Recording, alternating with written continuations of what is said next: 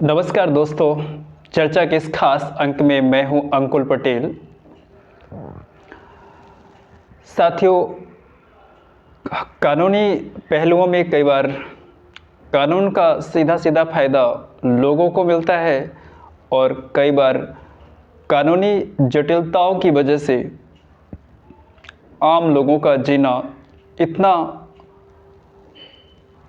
दुखद हो जाता है कि एक गांठ को सुलझाने के लिए लोगों को अपनी पूरी जिंदगी कोर्ट और कचहरी के चक्कर लगाने में लग जाता है।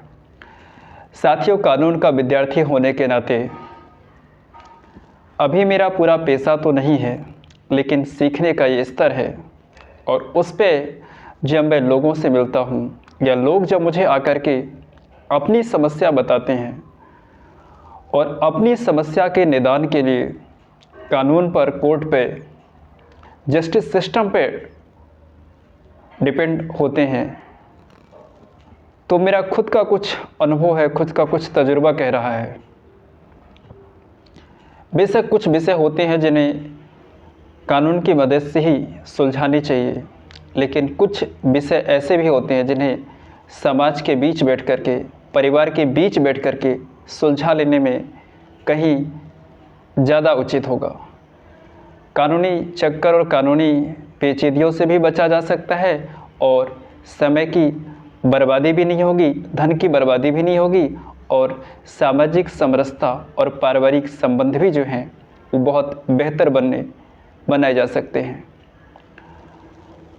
साथियों, अक्सर हमारा जो या हमारे समाज का जो दृष्टिकोण होता है वो इस बात पे होता है कि हम वोमेन सिक्योरिटी की ओर फोकस करते हैं और महिलाओं को सशक्त बनाने के लिए हम कई बड़े बड़े स्ट्रिक्ट कानून बना चुके हैं पहले से भी। उन कानूनों का उद्देश्य महिलाओं को सिक्योर करना है, उनके राइट्स और उनके अधिकारों के लिए लड़ना है, उनको सेव करना है। लेकिन कई बार इन कानूनों का इतना मिसयूज होता है कि उसकी वजह से आम पुरुष, आम व्यक्ति जब इन कानूनों की चपेट में आ जाता है तो उसका जीना दुश्वार हो जाता है। और इतना ही नहीं, हाल ही में एक मीडिया पे एक केस चल रहा है, एक न्यूज़ चल रही है और वो ये न्यूज़ ये है कि एक व्यक्ति ए ने अपनी खुदकुशी इस विषय पे कर ली क्योंकि उस पे पत्नी ने प्रताड़ना का झूठा आरोप लगा करके और उससे मनमर्जी की जो है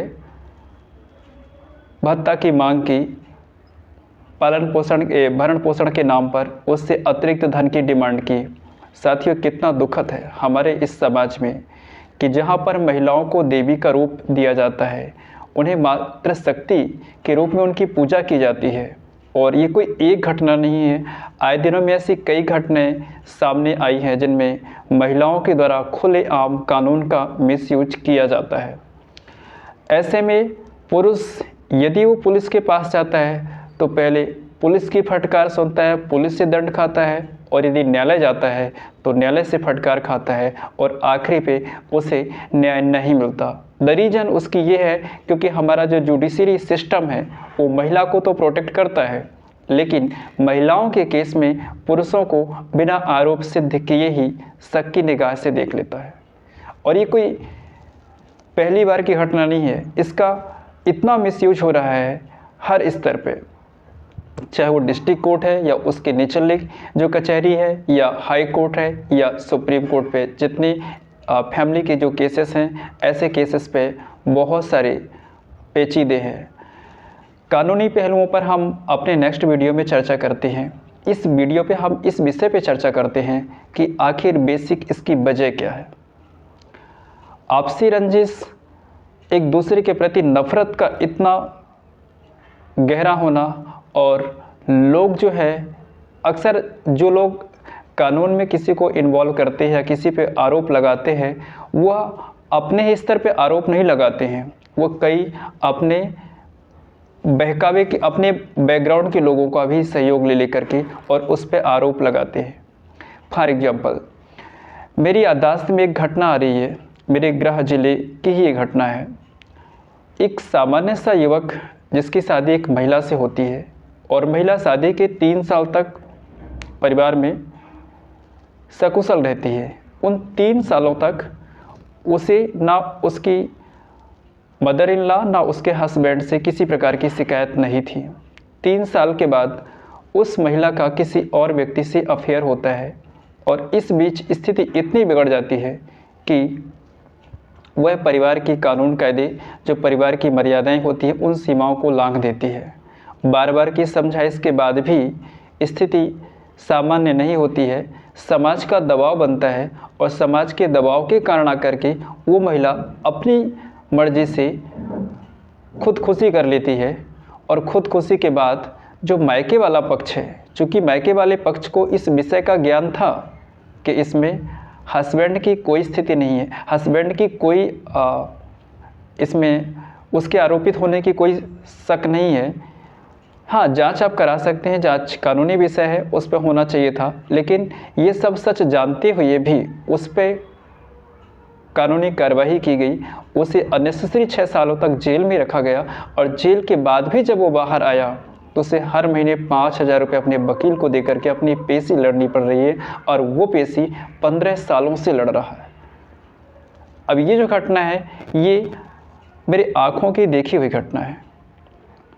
अब इस घटना के बारे में जो मेरा व्यक्तिगत एनालिसिस है कि एक सामान्य व्यक्ति जो 8,000 10,000 की नौकरी पे काम कर रहा है, क्या उस व्यक्ति के लिए हर महीने 5,000 की पेशी कोर्ट की फ़ीस जमा करना क्या पॉसिबल है? मुझे लग रहा है ये बहुत ही मुश्किल है उस युवा के लिए। इस घटना की जब जांच हुई तो जांच भी निष्पक्षता से नहीं होती है, क्योंकि जांच का फेवर उसी की तरफ जाता है जिसकी तरफ धन है, पैसा है, सपोर्ट है। सिर्फ ये एक घटना नहीं है, ऐसे कई अनेक घटना है। आए दिनों हम ट्रैफिक के रूल्स ही देख लें, ट्रैफिक के रूल्स महिलाएं तोड़ती पाई जाती हैं, पकड़ी जाती हैं, लेकिन वुमेन्स होने का जिस प्रकार से वो मिसयूज करती हैं, पुलिस वालों पर अटैक करना, उन पे बदतमीजी से वार्तालाप करना, क्योंकि यदि एक महिला ने किसी व्यक्ति पे आरोप लगाया तो उसके पक्ष में कई आवाज़ें खड़ी हो जाएंगी तुरंत। लेकिन यदि एक पुरुष ने आवाज़ उठाई महिला के खिलाफ तो पूरा समाज उसे ही गिरी हुई नज़रों से देखेगा कि इसे महिलाओं का सम्मान करना नहीं आता। जब हम राइट टू इक्वलिटी की बात करते हैं तो क्या इस विषय में आपको इक्वलिटी कहीं पे समझ में आ रही है? मैं हर महिला की बात नहीं कर रहा, लेकिन ये कोई 1 या 2 घटनाएं भी नहीं हैं, ऐसी कई घटनाएं हमारे बीच में आ रही हैं। तो मेरा सिंपल सा विचार यह है कि समाज को इसमें अपनी अहम भूमिका निभाने की आवश्यकता है। जब मैं बार बार समाज की बात कर रहा हूँ तो समाज में आपका परिवार भी आता है और आप भी आते हैं और मैं भी आता हूँ।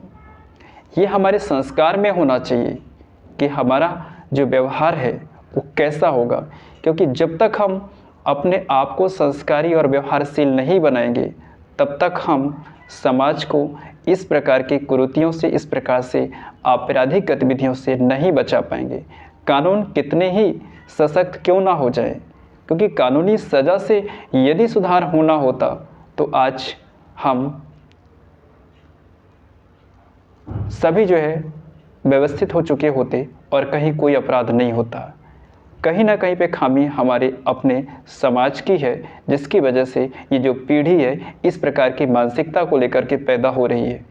साथियों, ये तो थे मेरे अपने विचार। यदि आपकी कोई प्रतिक्रिया है या कोई सुझाव है तो ज़रूर शेयर कीजिएगा। इस अंक में बस इतना ही। बने रहिए हमारे साथ। नमस्कार।